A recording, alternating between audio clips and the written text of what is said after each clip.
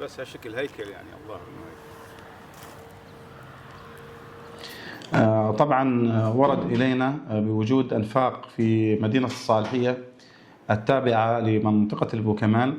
طبعا هذه الأنفاق كان يستغلها الإيرانيين الرافضة عندما كان يسيطر على هذه المناطق النظام المخلوع. هذا الأمر حقيقة يؤثر على عودة الأهالي، على العودة الآمنة، كون هذه الأنفاق ممتدة بشكل طويل وتمر، وهي شبكة من الأنفاق تمر تحت المنازل، فالخطر قائم.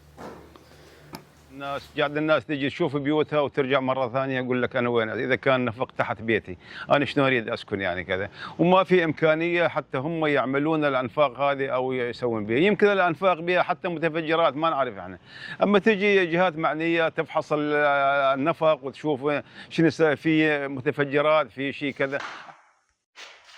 بس لسه بيك رايح رايح لقيت الفيس